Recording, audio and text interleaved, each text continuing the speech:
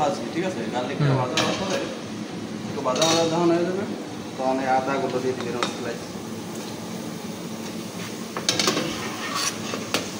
Slice আদাগুলো দিয়ে দিবি। এরপরে এই যে গার্লিক যখন একটু হালকা কালার চলে আসবে এরপরে এই যে পেঁয়াজগুলো সব ঢেলে দিবি।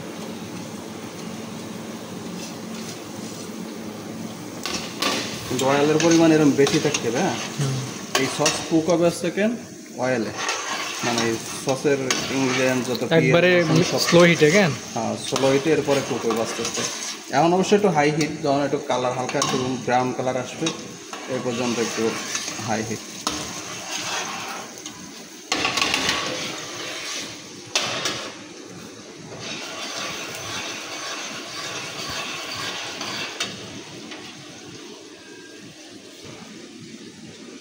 এই যে এরকম মানে তেল বেশি থাকবে আর তেলে ফুটবো, ঠিক আছে? এই পেঁয়াজ রসুন সবাই যে ভাজা হচ্ছে এরকম ভাজার ভিতরে দিয়ে দিতে পারছেন এই যে লেমন গাছ আর সেখানে থাই লেবুর পাতা হয়েছেন ফ্লেভারের জন্য। এটা সুন্দর একটা ফ্লেভার আছে, ঠিক আছে? ঠিক আছে,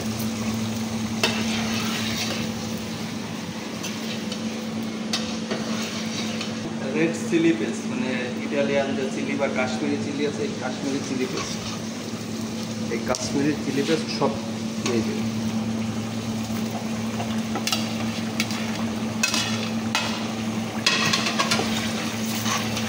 সবচেয়ে এখন কালার চলে আসবে এগুলো।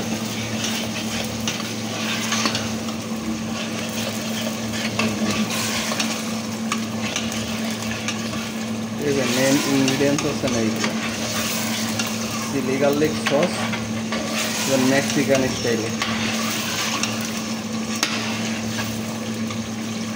এই যে সুন্দর একটা ফ্লেভার আছে। এবার হিট স্লো হিটে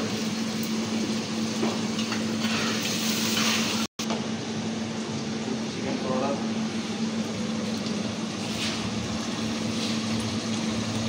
salt, white paper, black pepper.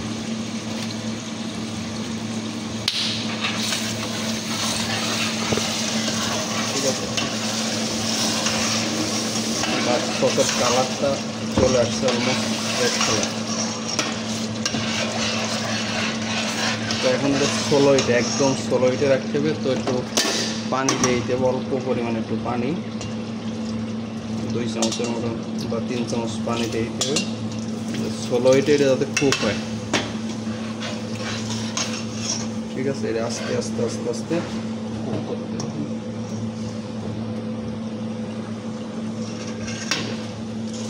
Slow হিটে রেখে দেবো। এটা এই সসের তেলের পরিমাণটা প্রচুর বেশি রাখতে হবে, ঠিক আছে? সেকেন্ড সস আর সসের কালার ক্লোজ করে দেবো। হ্যাঁ, ক্লোজ।